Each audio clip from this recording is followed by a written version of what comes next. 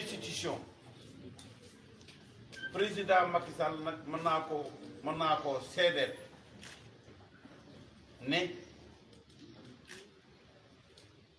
nit la koo xam ne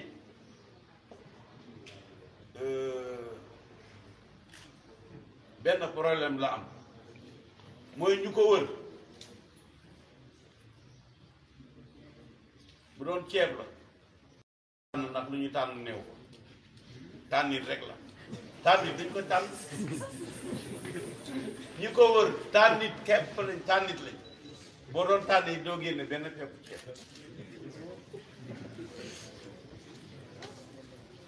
te loolu moom xam na ko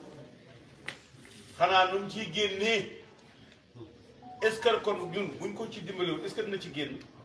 waaw su fekkee ne réew mi ñoo ko jox 58% ñooñu ñëw ñoom daal di ko def otage di ko def loo lu ne lu ñaaw loo dégg du moom ñooña la te buñ ko ci génnul du ci génn c'est important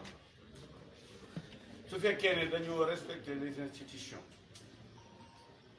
jug boobu loolu waa ji bindoon ne comme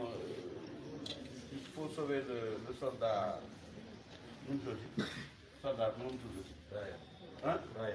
Raya le soldat Raya il faut ñu dimbale Macky pour mu libéré wu ci le mauvais entourage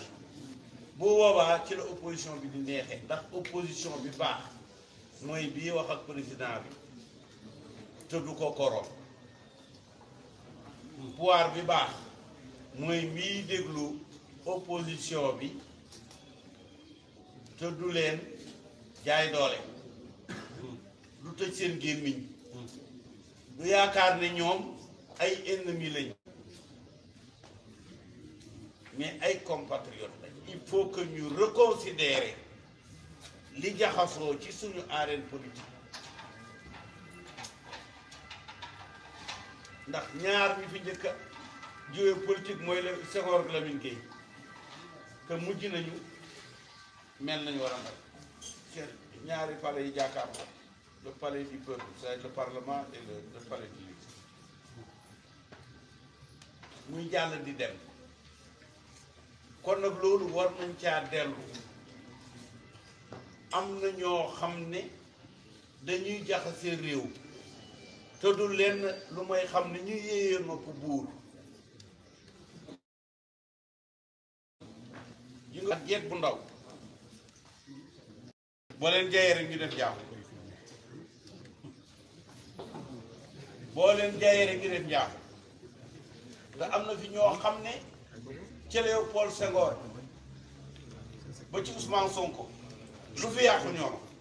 te ba tey ñu ngi taxaw nag ni ñeew ñeew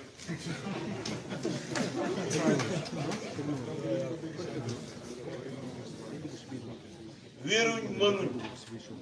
waaye buñ tëddoon bi sukuraat yi ci biir sukuraat yi danañ fi def njaaxum door a dee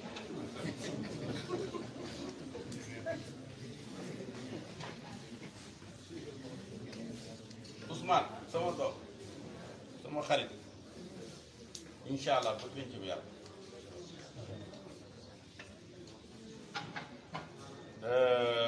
bul nangu mukk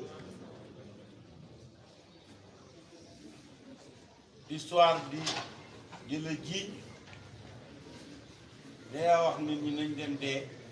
ndax nga bañ a dugg kaso mukk ne borom welo bañ damm weloom ba amatul fu mu terloo ko yow yaa tax